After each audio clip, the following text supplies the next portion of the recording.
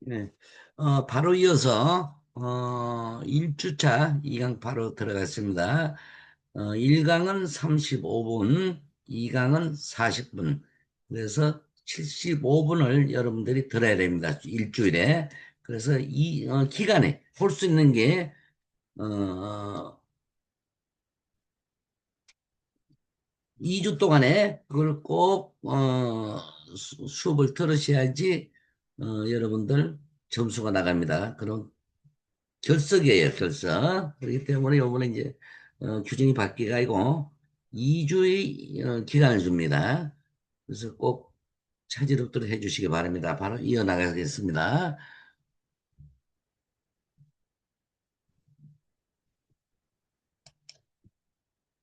어,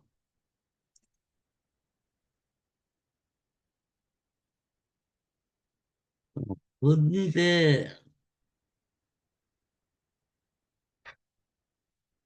근대 철학과 윤리학.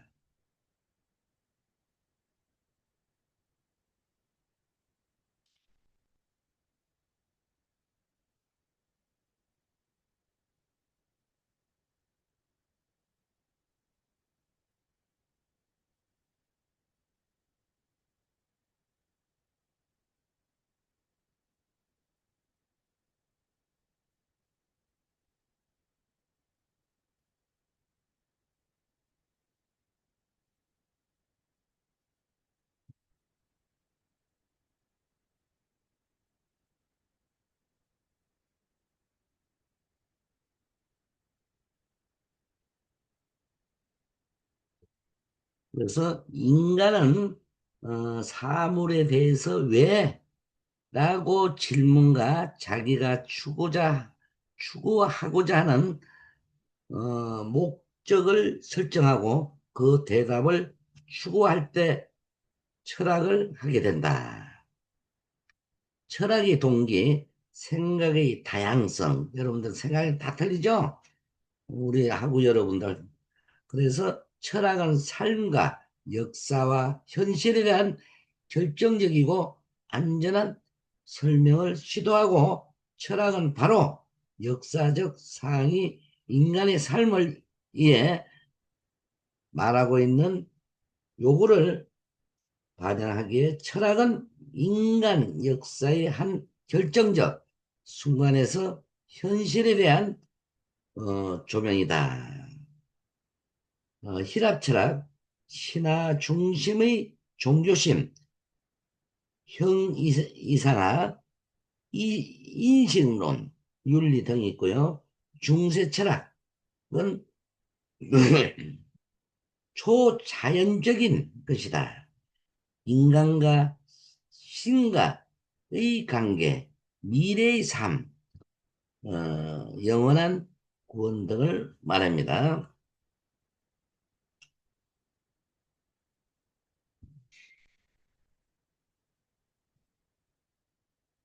그래서 어, 철학은 다양한 역사적 상가, 사상가들 개개인의 인격적 특성을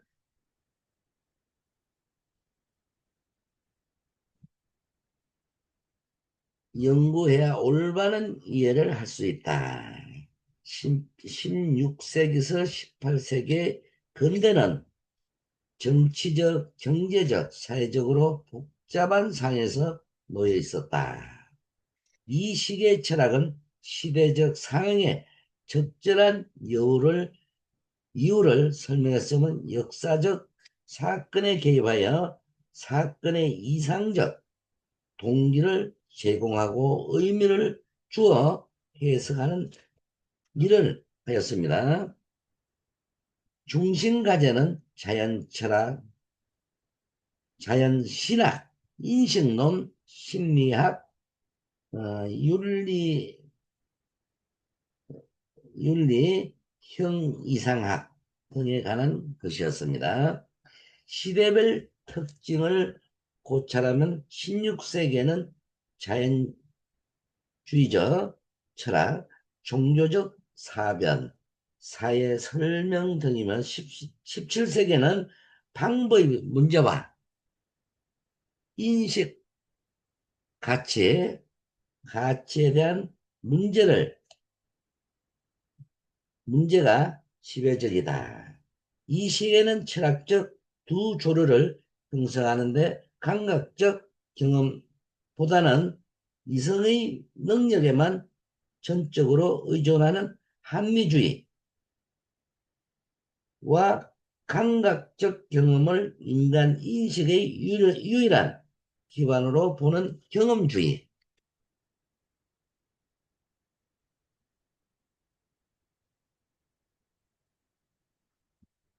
18세기는 계몽주의. 요즘 뭐 계몽해서 어, 계몽주의로서 합리주의와 경험주의를 종합한 시기였습니다. 한편 근대 철학자로서 초월적 철학자로 불리는 칸트가 있고 이 시기의 철학은 르네상스 근대 인간의식 안에 성숙한 인간과 사물에 대한 새로운 인식, 새로운 전망과 새로운 이상적인 로 잘 정의가 된 개념이다.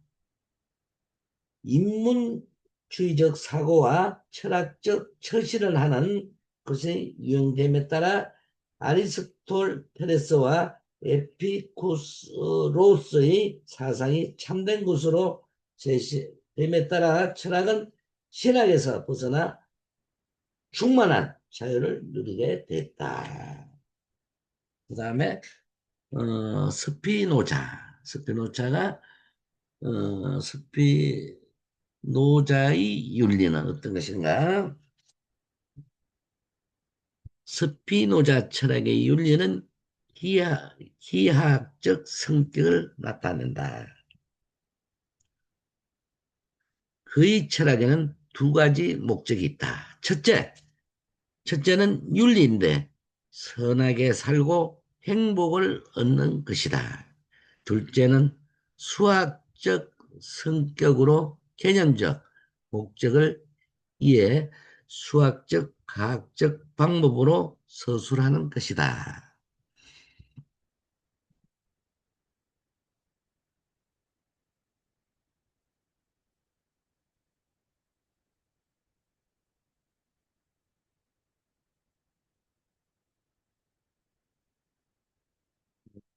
그 다음에 홈스가 나오겠죠. 홈스.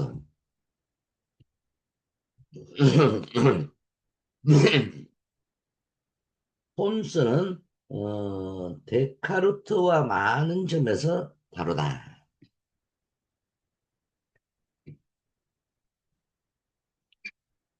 그의 철학에는 영국의 경험론이 드러난다. 그의 윤리학은 유명론적이면 쾌락주의적이다.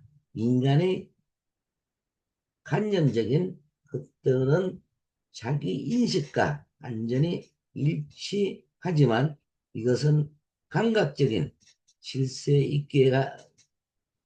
있기에 관념적인 것들도 신체적인 민족의 영역을 만족의 영역을 넘어갈 수 없으며 모든 감각이 주체 안에서 쾌감과 고통을 결정하기에 만족을 주면 선이고 고통을 주면 악이 된다.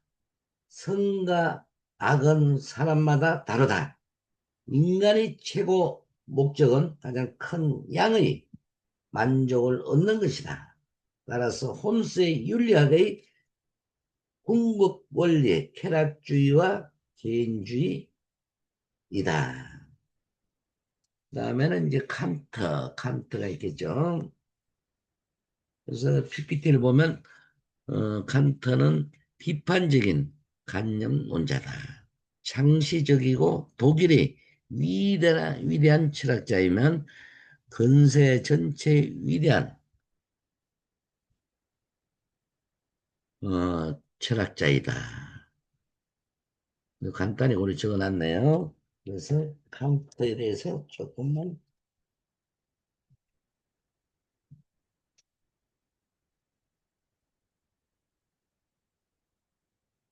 칸트는 윤리학 주의자로부터 떼어내고 로고스를 심각한 문제로 삼는다.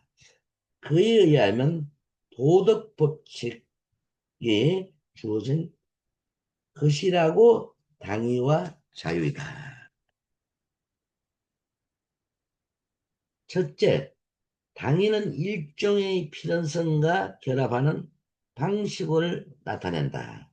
이성이 명령하는 당위는 이념들에 따라 생길 필연적인 것이라고 선언한다. 둘째로, 자유는 현상이 아니라 이성 자체의 선적적인 사실이다. 이 사실은 어떤 절대적인 것으로서 현존하고 있다. 그에게 있어서 당위와 자유는 인간의 본질과 하나로 되어 있다.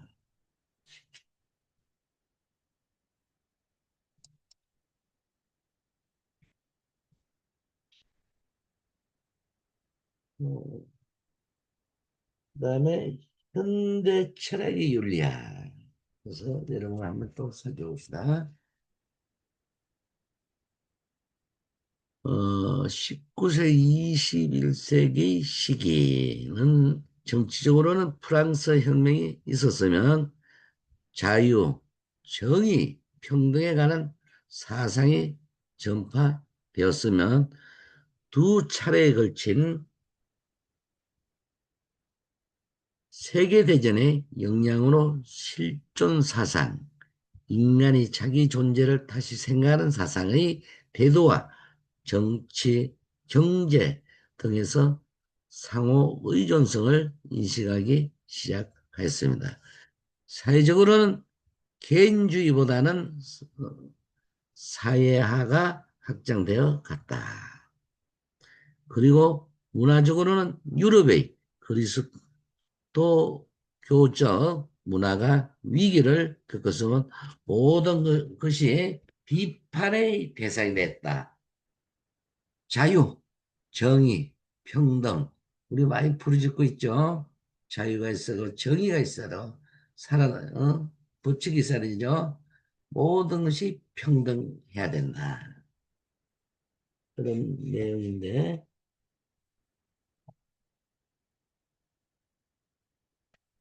거의 뭐 같은 내용이에요, 보면은. 예. 그다음에 헤겔. 헤겔은 어떤 사람이에요? 헤겔은 칸트의 이론을 비판했어요. 너무 간단하죠? 헤겔은 칸트의 이론을 비판했다. 그는 칸트의 철학적 조망을 받아들일 수 없다고 했으면 칸트와 모든 윤리 법칙들과 원리들이 인간을 비판적으로 보는 루터주의에서 나온 것이다. 개인을 보편적 윤리 규범에 지배당하는 새로운 노예 상태로 고정해 놓았다는 것이다. 또한 그는 인간은 법과 의무의 관념에서 벗어나 자발적으로 선을 행하기를 바랐다. 그래서 인간은 보편적 구체가 되어야 한다는 생각을 했다. 그래서 어, 실용주의자들,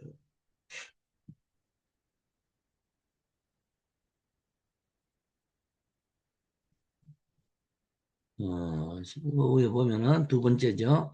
실정주의자는 프랑스, 영국, 독일, 이테라 등을 대표하면 계몽주의, 낭만주의, 유물론과 관계를 맺고 있다.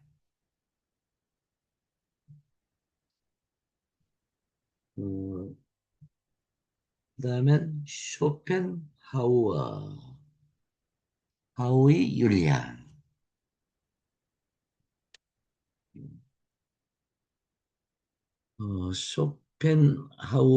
쇼펜하우어는 해겔을 비판하였다. 인간의 윤리생활은 자기의 고유한 개인성을 포기하는 것이고 하나의 고유한 인격성을 가지고자 하는 요구와 개인적 행복을 열망하고자 하는 구실을 포기하는 것이면 보편적 의지의 순수한 표현으로 자기를 반성하는 것이다.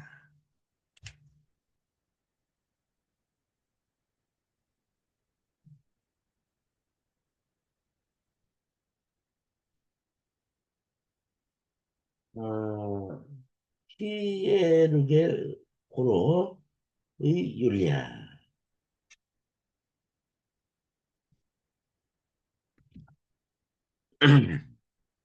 피에르게 고르는 실존주의자로서 해겐을 체계적으로 비판을 해왔습니다. 그에게 있어 인간은 자기 존재 양식에 따라 존재를 가지고 있다. 니체는 니체의 윤리야. 니체는 해겐과 쇼펜하우어를 비판했다.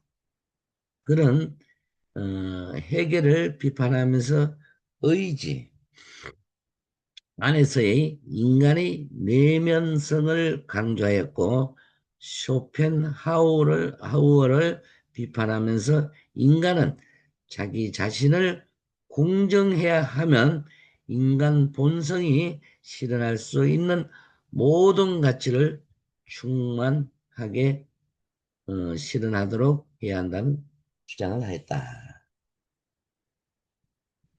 음, 니체,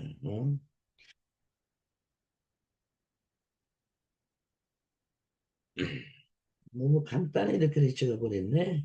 어, 그래서 니체의 해견과 쇼펜하우를 비판했다.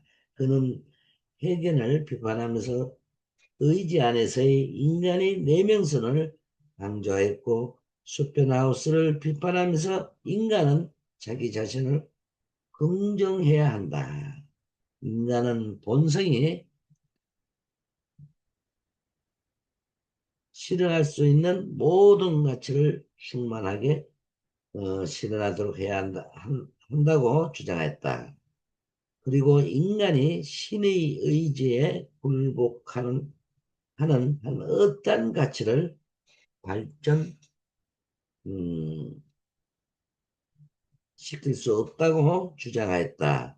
오늘날 그의 윤리학은 윤리의 탈선에 대한 공격으로 본다. 그의 사상은 전통 도덕이 하석화되어 비윤리적인 것이 되었다는 것을 알았으면 새로운 윤리의 열려진 천상회로 향한 희미한 노력 속에 모든 윤리가 가능하다는 것을 알았다.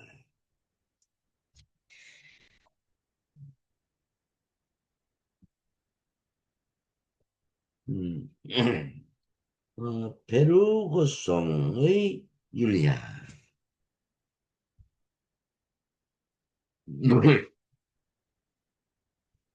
베르그송 스펜스의 영향을 받은 철학자이다.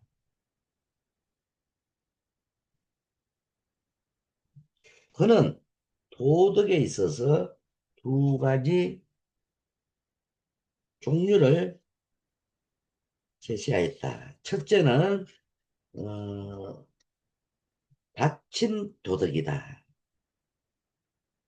사회 압력을 통해서 성립되면 사회적 간섭을 보존하는 데 주력하고 비인격적이다. 둘째는 열린 도덕이다. 인격적 주체의 창조적 의지와 바탕으로 두고 있다. 이 같은 도덕은 생애 권원에 대한 직접적인 파악에서 연루되어 사랑의 품속으로 모든 인간의 생활을 감싸들었다.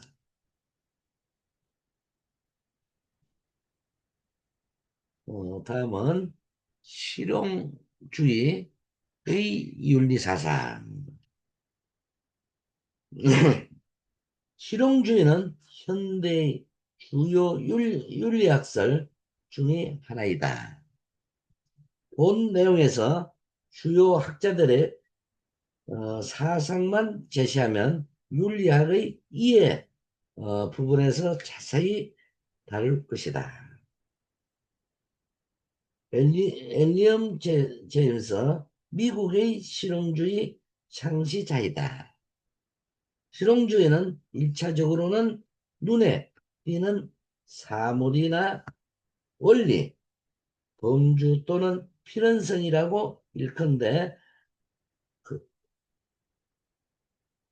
일컫는 것은 도화시하고 궁극적으로 나타나는 사물이나 그 결과와 실상을 주목하려는 입장이다. 즉 어떤 사물의 유용성이나 가치 또는 일정한 성과가 심리평가의 기준이 된다. 실용주의는 사물의 궁극적인 본질을 문제시하려는 것이 아니다. 제임스는 하나의 표상이 얼마나 현금 가치가 있는가를 묻는다. 그는 실용적으로 얻어지는 결과에 의해서 가치가 인정될 수 있는 것만이 참이라고 하였습니다.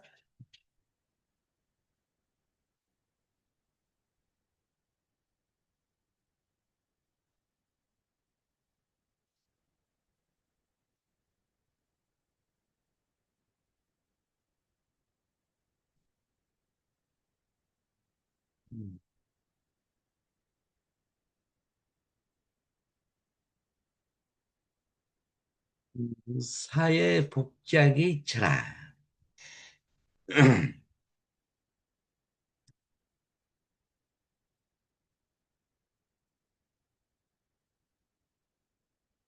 과학의 기본 목적은 사회 현상과 자연 현상을 포함한 모든 현상을 설명하는 이론을 제시하는 것으로 과학자들은 사물의 현상에 관심을 갖고 현존하는 사물의 특성을 밝히는데 만족하지만 철학은 탐구적이고 반성적인 태도에 의하여 개별과학처럼 경험의 특정 영역만을 대상으로 하지 않고 개별과학이 정립한 지식을 존중하면 또 그러한 지식을 동원하여 더욱 큰 근본적인 물음을 제시한다. 철학은 모든 존재하는 것을 대상으로 하기 때문에 무엇이라고 정의하기 어렵다. 그러나 철학은 삶의 진리를 추구하고 해석하는데 근본적인 관심을 가지고 있기에 넓은 의미로 보면 인간학이라고 할 수가 있습니다. 사회복지학은 인간학이다. 인간학으로서의 사회복지학은 인간에 대한 생존 과정의 실존을 사유한다. 또 과학적 입장에서의 사회복지학은 인간의 실존을 추구하는 순수 과학이다. 철학이 근원에 대한 물음에서 시작된다면 사회과학으로서의 사회복지학을 연구할 때도 우리는 철학적 물음에서 시작해야 한다. 왜냐하면 사회복지학은 사회과학의 한 분야이며 철학은 모든 학문의 기초이기 때문이다. 그러나 어떤 이유에서 철학의 모든 학문의 기초가 되는가? 또는 철학적 물음은 사회과학 연구 방법과 어떠한 관계가 있는가? 혹은 사회복지학의 학과 철학은 어떤 관련하면 형성되는가 등의 질문이 생기게 된다. 이에 철학적 의문에 대한 물음을 사회복지학에 응용해 본다. 즉, 우리가 평소 논문을 읽고 발표를 들었을 때 이 논문과 저 발표는 문제의식이 없다. 혹은 있다느니 하는데 여기에서 의문이 생긴다. 우선 문제란 무엇이면 의식이란 무엇인가? 인간에 있어서 문제란 무엇을 의미하면 문제의식이란 무엇인가? 또 의식은 어떻게 형성하는가? 그리고 문제의식이 있고 없고를 판단하는 기준은 무엇인가? 또한 기준 설정은 어떻게 하는가?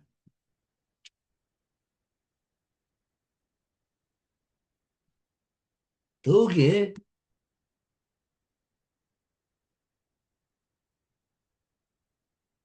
문제의식과 문제제기는 어떤 관계이면 그 과정은 어떻게 진행하는가 또는 그것을 설명하는 도구는 무엇인지 등등이 항상 연구에 닿는 문제로 대두된다. 그리고 철학이나 과학에 대한 물음을 어디까지 언제까지 계속해야 하는지 그 끝은 어디이면 무엇인가 연구자가 자연과 사회 현상을 발견하고 그 법칙을 설명하려 할 때 존재론, 인식론, 가치론 중 어느 부분으로부터 접근하여 추구하는 것이 가장 적합하고 합리적인가? 또 인간은 사회적 사실을 어디까지 얼마만큼 심리적으로 이해하고 표현할 수 있을까? 인간은 무엇에 의해 존재하고 무엇에 의해 움직이는가? 인간은 어떤 것이 가치를 두고 인간은 무엇에 의해 죽고 사는가? 이러한 현실에서 인간의 생명, 생활, 생존, 실존과 복지란 결국 무엇인가? 결국엔 죽는데 행복하게 오래 가 이와 같은 사항이 철학의 기초적인 문제이면 사회복지학에 있어서 또 근본적인 과제라고 할 수가 있겠습니다.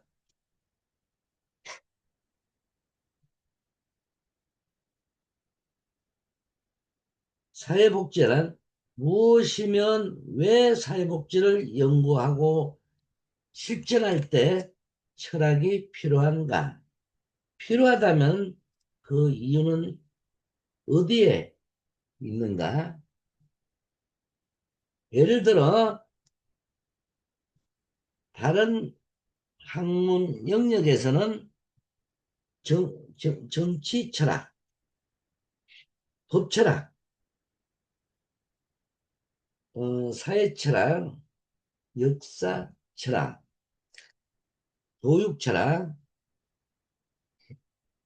등이 있으나 사회복지학에서는 복지 철학 내지 사회복지 철학은 그리 활발히 연구되지 않아. 그 존재가 희미하다. 그러나 사회복지학에서도 철학 정신은 이미 존재한다. 현실적으로는 사회복지 정책 및 기술이 실시되고 있으면 우리는 평소 생활에서 무언가 생각하고 행동할 때는 당연히 생명과 인식을 존중하면 타인과 공생해 왔기 때문에 이러한 생활 정신에서는 확실히 개인이 생존과 타인과의 공존, 공생 철학이다. 인간과 사회의 생명, 인권, 평화에 대한 생존의 존엄성이 곧 사회 복잡에 있어 철학 정신인 것이다. 또한 사회 복지학이 지향하는 가치에서도 철학 정신이 내재되어 있으면 실천하고 있다. 그것은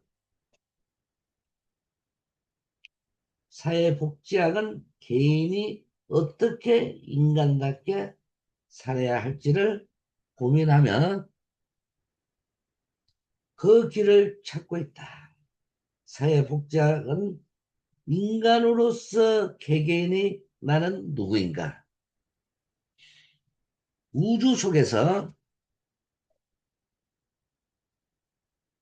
사회란 무엇인가를 물음에 제기하고 끝까지 그 문제와 해답을 찾으면 해결하려고 노력한다.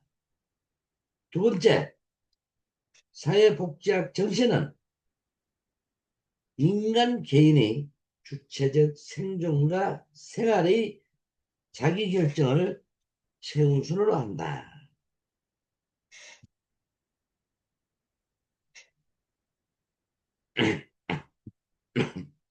인간은 생명과 생활의 근원을 알고 그곳에서 발생하는 문제를 주체적으로 지각하고 자각하고 자기 생존에 대해 주체적 판단을 내린다.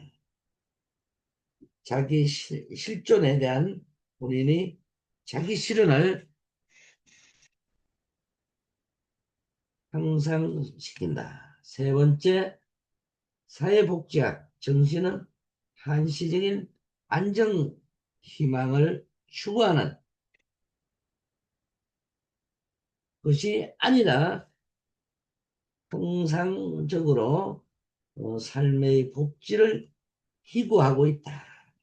인류의 희망과 생존은 역사적, 사회적 속성이지만 인간의 생존 복지는 인류가 존재하는 한 영원한 복지를 희망하기 때문에 초역사적이고 초월적이면 비적시적이다. 그러므로 사회복지학 정신은 인간 생존의 근원을 찾고 문제를 해결하면 복지를 구현하는 실천 노력이다. 사회복지와 철학의 관계를 보면 복지와 철학은 인간의 생존과 정상의 실천과 정신이다. 즉 철학은 정신이고 복지는 실천이다. 정신과 실천이 있음으로써 비로소 인간들의 생존과 실존을 향상시켜주는 것이다. 그러므로 우리가 사회적, 문화적 생존을 실현하기 위해서는 목적과 행위에 있어서 방향을 설정하는 철학이다. 그래서 사회복지 철학 연구의 의의가 여기에 있습니다. 인간이란 무엇이고 사회, 세계, 자연은 무엇인가? 또 인생의 문제, 희망, 복지란 무엇이며 삶과 죽음에 있어서의 사회복지는 어떠한 것인가에 대한 과학적 지식을 밝혀내야 한다. 인생에 있어서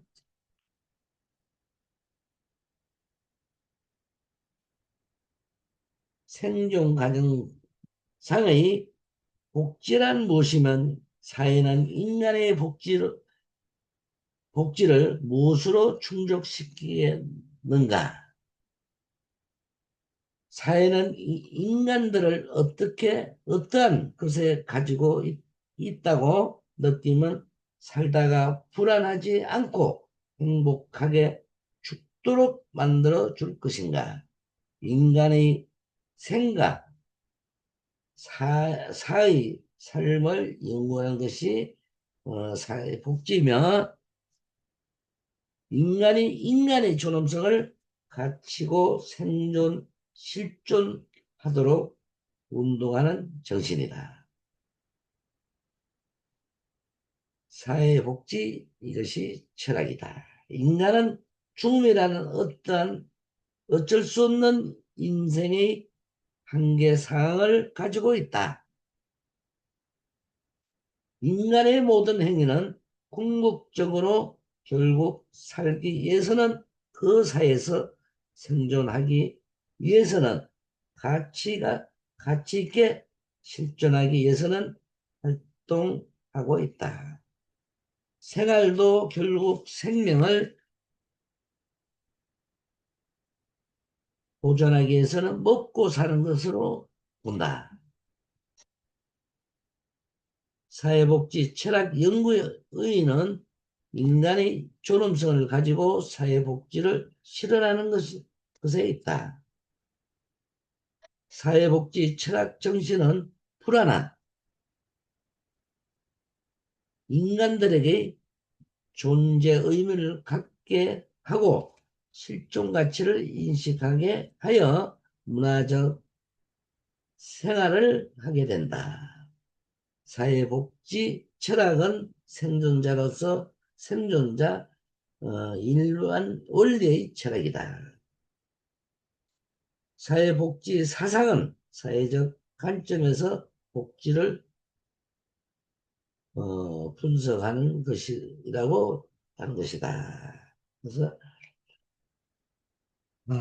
지금 뭐 시간이 금방금방 지나가 버리네요.